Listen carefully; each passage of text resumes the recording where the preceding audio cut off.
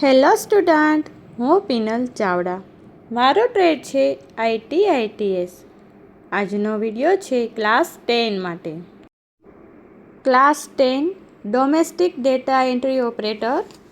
આપણે જોઈએ unit number 1, લિબ્રે office રાઇટરનો ઉપયોગ કરીને ડિજિટલ ડોક્યુમેન્ટેશન એટલે કે એડવાન્સ. યુનિટ 1નો પરિચય આગલા વિડીયોમાં જોયો. ત્યારબાદ આપણે પ્રકરણ 1 સ્ટાઇલનો પરિચયનો પણ વિડીયો આપણે આગળ જોયો. સ્ટાઇલની શ્રેણીઓ જોઈ. પછીના વિડીયોમાં આપણે સ્ટાઇલ અને ફોર્મેટિંગ પણ જોયું. અને હવે આપણે જોઈએ ફિલ ફોર્મેટ. ફિલ ફોર્મેટના ઉપયોગ કઈ રીતે હોય, ફિલ ફોર્મેટ કોને કહેવાય તે આજે આપણે આ વિડીયોમાં જોઈશું. ફિલ ફોર્મેટ ડોક્યુમેન્ટમાં અલગ અલગ સ્થાનો પર હાજર શબ્દ પર સ્ટાઇલ લાગુ કરવા માટે તમારે દરેક શબ્દ પર અલગથી જવું પડશે અને દરેક શબ્દ પર તેને લાગુ કરવું પડશે. રાઇટર ફિલ ફોર્મેટ વિકલ્પ દ્વારા આ કરવાની અનુકૂળ રીત પ્રદાન કરે છે.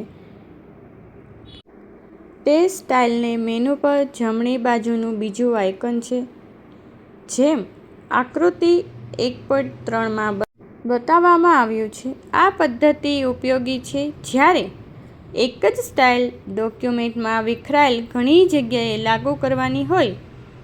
ત્યારે ફિલ ફોર્મેટનો ઉપયોગ વિખરાયેલ પેજ, ફ્રેમ, કોષ્ટક, લિસ્ટ, પેરેગ્રાફ અથવા કેરેક્ટરને સ્ટાઇલ કરવા માટે થઈ શકે છે. તેનો ઉપયોગ કરવા માટે નીચેના પગલાં છે તે આપણે જોઈએ. પગલું 1, સ્ટાઇલ કરવા માટે ડોક્યુમેન્ટ ખોલો. પગલું 2, સ્ટાઇલ વિન્ડો ખોલો અને ડ્રોપ-ડાઉન લિસ્ટમાંથી ઇચ્છિત સ્ટાઇલ શ્રેણી અને ઇચ્છિત સ્ટાઇલ સિલેક્ટ કરો. પગલું 3, ફિલ ફોર્મેટ બટન સિલેક્ટ કરો.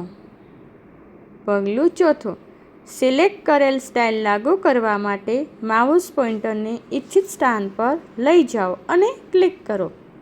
યોગ્ય પ્રકારના કન્ટેન્ટ પર સ્ટાઇલ લાગુ કરવા સમયે ધ્યાન રાખો.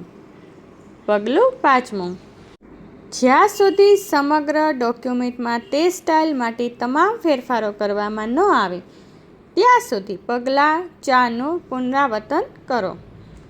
પગલું 6, ફિલ ફોર્મેટ વિકલ્પ છોડવા માટે ફિલ ફોર્મેટ બટનને ફરીથી ક્લિક કરો અથવા તો એસ્કેપ કી દબાવો. તો આપણે આ 6 પગલાં છે એ ફિલ ફોર્મેટ માટેના છે તે આપણે જોયા.